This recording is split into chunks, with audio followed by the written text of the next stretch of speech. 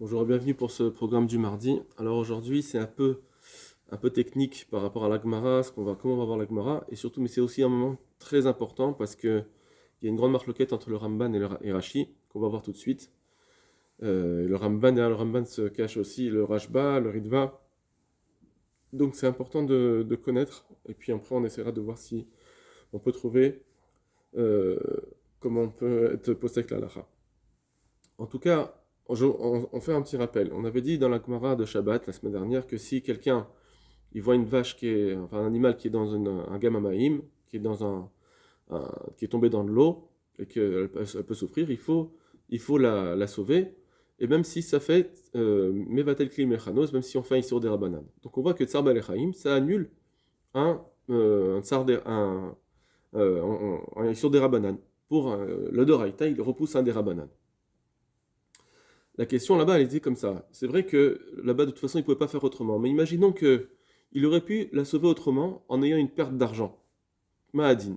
Et c'est ça tout le problème, toute la marloquette entre Rashi et Ramban. D'après Rashi, on va voir que même s'il a une perte d'argent, eh bien, s'il y a une perte d'argent, on ne l'oblige pas de faire cette perte d'argent, on préfère faire le Issour des Rabanan, comme c'est marqué dans la Gemara.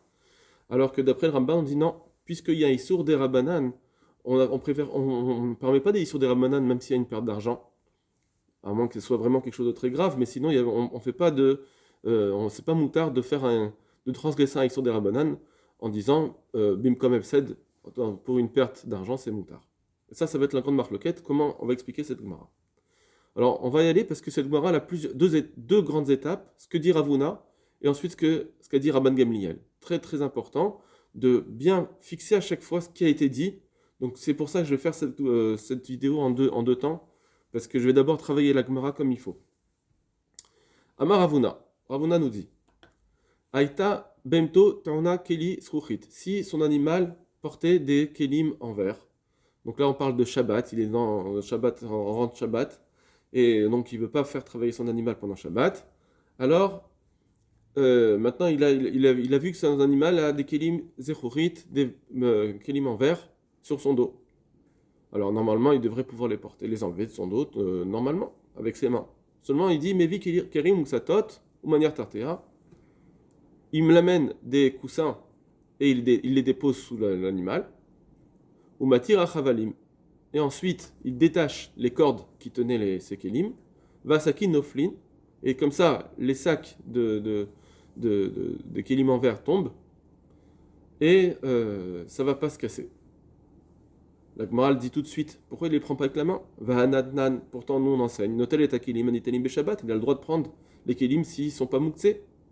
Alors effectivement, Kika Maravuna, Bekarne de Umna. Ici on parle effectivement de Kelim qui sont mouksés, c'est par exemple des Kelim qui servent à faire des prises de sang. Donc pendant Shabbat on ne peut pas faire de prise de sang, donc ils sont mouksés.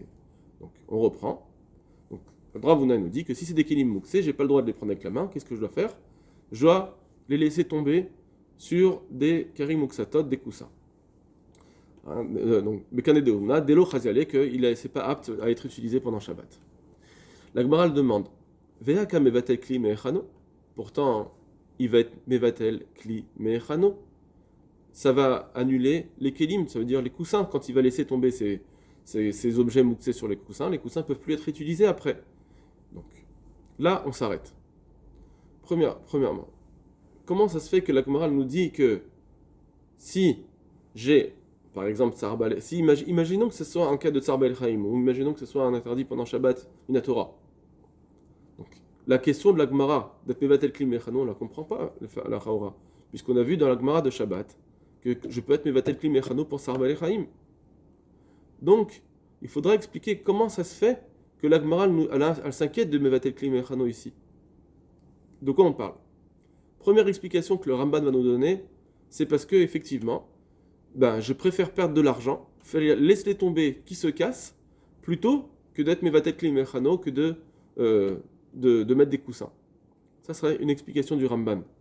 De là, il va prouver, le Ramban, que la Gemara ne veut pas qu'on soit mevatel kli mechano pour Tsar Bel Chaim, si je peux faire autrement, et se faire autrement, ça veut dire quoi? C'est perdre de l'argent. Donc ça, c'est ce qu'il va dire, et donc, je nous ramène à ce qu'on a vu jusqu'à maintenant. Comment ça se fait, puisque nous on a vu que dans dans toutes les Gemarotes que pour avoir besoin d'argent, j'ai le droit de faire un Tsar Balechaim.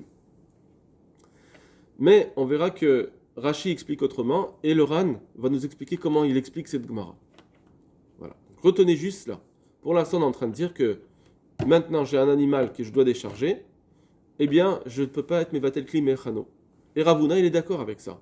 Et il répond ici, effectivement, je ne peux pas être Mevatel Kli Mechano, mais si Béchifé Zoutare, c'est des petits paquets que à chaque fois je vais pouvoir ensuite facilement, quand ils vont tomber sur le coussin, je vais pouvoir facilement secouer le coussin pour que ça tombe. Et donc, c'est pas Mevatel Kli Mechano. Très bien. Mitivé. La Gemara s'oppose, elle dit, mais même là-dessus, c'est un problème. Même si tu vas pas être Mevatel Kli Mechano toute la journée, c'est pas grave, il y a quand même un problème. Alors, il y aura plusieurs explications, on rentre pas là-dedans. Je vous le dirai très rapidement. Soit on dit parce que je peux être Mevatel Kli Mechano même pour un petit temps, même si c'est pas pour tout Shabbat. Soit on dit parce que Ravuna il pense comme Ravitra que t'as pas le droit de prendre des coussins pour du mouxé. On n'a pas le droit de prendre un objet pour pouvoir servir un mouxé, même si le mouxé je le touche pas. D'accord? Donc c'est plusieurs explications. En tout cas, la Gemara elle dit comment ça se fait que tu dis on peut faire cela? Pourtant, Haïta behemto teruna tevel, si son animal portait soit du tevel. Tevel c'est de la récolte qui n'a pas été prélevée, donc elle est mouxée pendant Shabbat. Ou Ve'achashiot, ou bien des autres objets qui sont mouxés, donc c'est des objets en verre qui sont mouxés. Matir et tachavalim, vasakin noflin. Il détache les cordes et les sacs vont tomber, va falpi chez mishtabrin. Et même s'ils vont se casser. Donc on voit bien que la Gemara nous dit, elle nous dit qu'il faut effectivement laisser tomber les kélim. On n'a pas le droit de mener des sacs, des coussins. Donc on ne peut pas être Mevatel Kli Mechano même pour un moment. Même si, dans ce cas-là, on pourrait après dire que je vais secouer les coussins et ils vont tomber. Malgré tout, je vois bien que c'est interdit apparemment. La Gemara, elle dit, alors le Ravuna il répond, il dit oui, effectivement.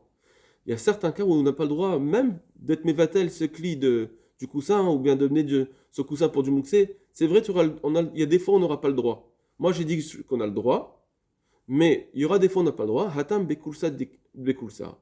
On parle là-bas de kulsa, ça veut dire c'est des grands morceaux de verre que de toute façon il faut que je les casse pour les utiliser. Ils ne sont pas utilisables tels quels. Ils sont tellement gros que je ne pourrais pas les utiliser. De toute façon, il faut les casser. Et donc, puisque je n'ai aucune nécessité d'amener mon coussin, eh bien là, effectivement, je n'amène pas le coussin pour du mouxé ou je ne suis pas avec les mécanos pour un moment et donc je dois le laisser tomber. Et je le laisse casser. De toute façon, ça me fait aucun problème. Ils ne sont pas utilisables comme ça.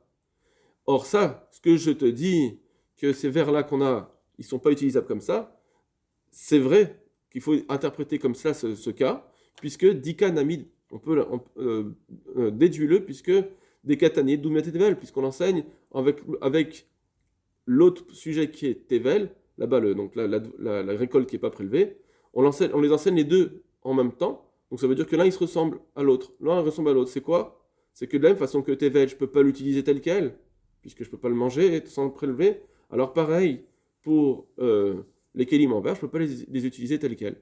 Et puisque je ne peux pas les utiliser tels quels, de toute façon il faut les casser, à quoi ça sert d'amener des coussins? Laisse-les tomber et se casser. La Gemara, elle dit... Alors, de la même façon que Tevel, Delochazel, c'est pas apte à être utilisé maintenant. Alors Afacha, ici aussi pour ce qui est des hachashiyot, c'est Nami Lochazele. C'est pas apte à être utilisé tel quel. La Gemara demande, si tu dis ça, que c'est pas être utilisable tel quel, que de toute façon il faut les casser et que ça te fait rien de les casser. Alors Oumaï, ça veut dire pourquoi la Gemara dit Afalpi chez Mishtabrin, même s'il se casse, tu es obligé de faire ça et tu peux pas mettre des coussins. On dirait que ça lui pose problème qu'il se casse. Afalpi chez Mishtabrin, même s'ils vont se casser, tu es obligé de faire comme ça. Mais moi, c'est pas un problème que ça se casse. Alors il dit non, c'est un problème. Maoud et Tema, qu'est-ce que tu aurais pu dire? L'Efset Mouad Nami Hachachou, qu'on va craindre que s'il y a une petite perte. Ça veut dire que quand il va casser ces grands morceaux de verre, il y aura toujours des petits bouts d'éclats qui vont être perdus. Il y aura une perte minime, mais il y aura une perte. J'aurais dit, alors il dit comme ça, Afalpi chez Mishtabrin, bien que ça va se casser et qu'il va avoir une perte, malgré tout, je ne te permets pas d'amener des coussins. Donc ça veut dire que il répond comme ça, Ravuna, que Et mevatel kli mechano, j'ai pas le droit. Mais même si je suis mevatel kli mechano pour un moment, ou bien de porter un coussin pour du mouktsé, j'ai pas le droit de le faire si j'ai pas de nécessité ou même si j'ai une petite perte. Voilà. Ça, j'ai pas le droit.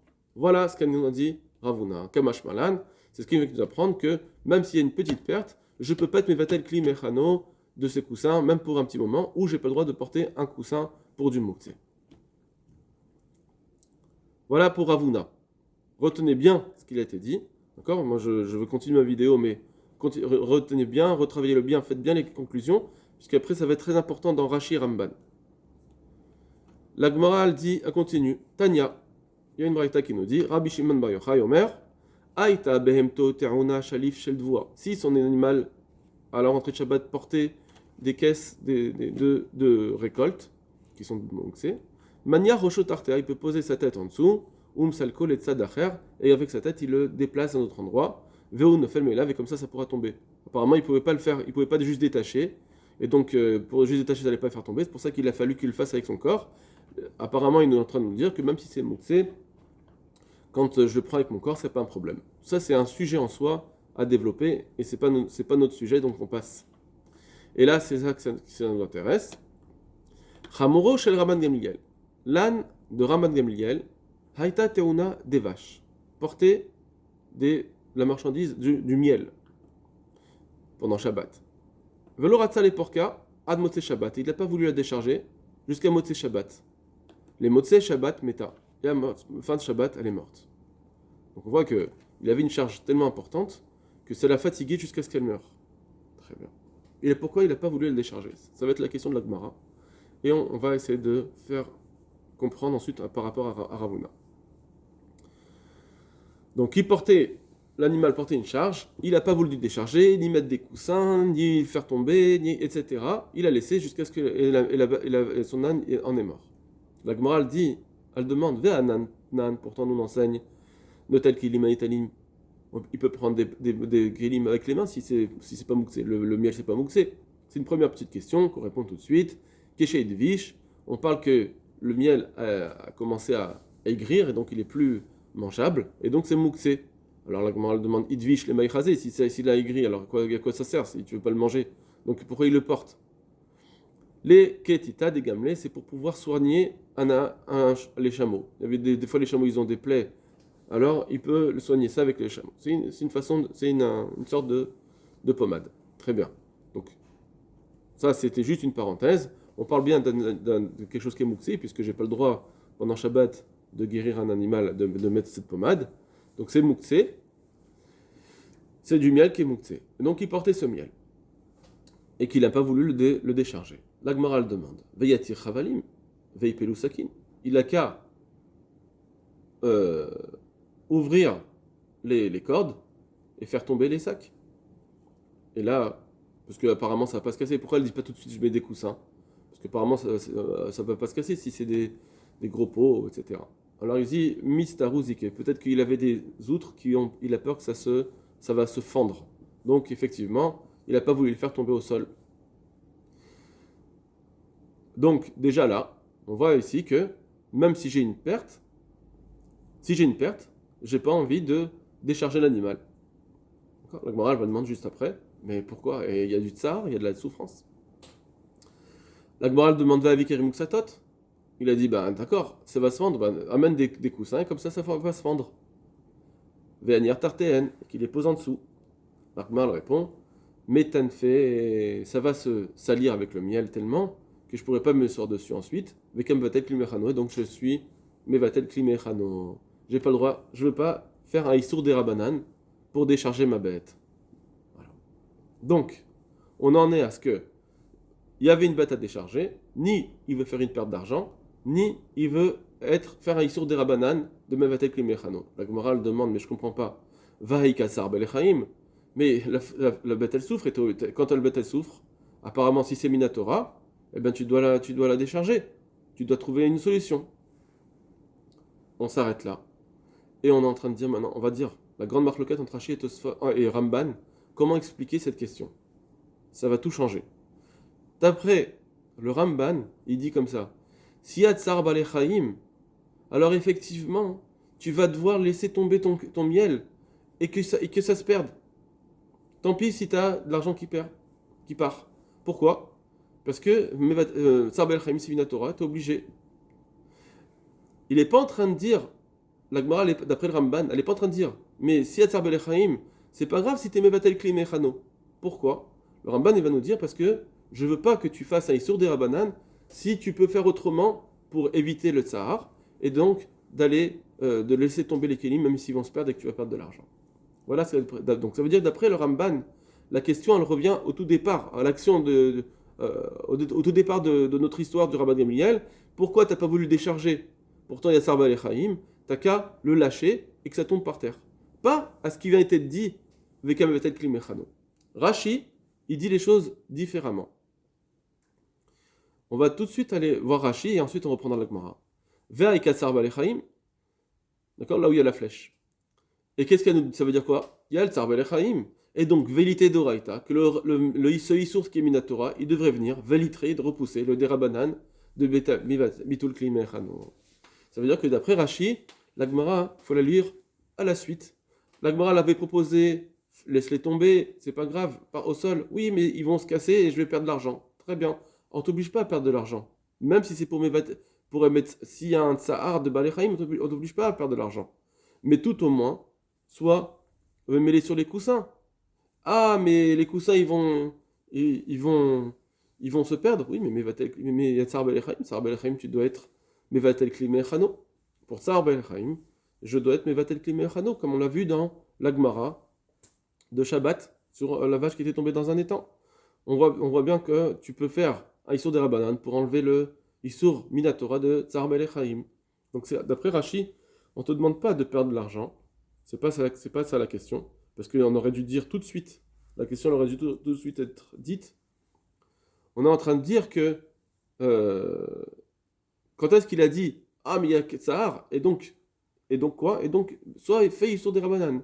Au départ quand on a dit oui mais il va se casser, je vais perdre de l'argent, la Gemara elle n'a pas dit, ben alors mais c'est Tsar Balechaim, tu dois sauver le Tsar Balechaim. Elle n'a pas encore dit. Alors est-ce que d'après Rashi c'est parce que bah oui effectivement si je veux une autre solution on t'oblige pas à faire Tsar Belechaim. Ou bien on dit non, effectivement, s'il n'y a pas d'autre solution, tu dois perdre de l'argent. Ça, c'est une autre question qu'on pourrait poser.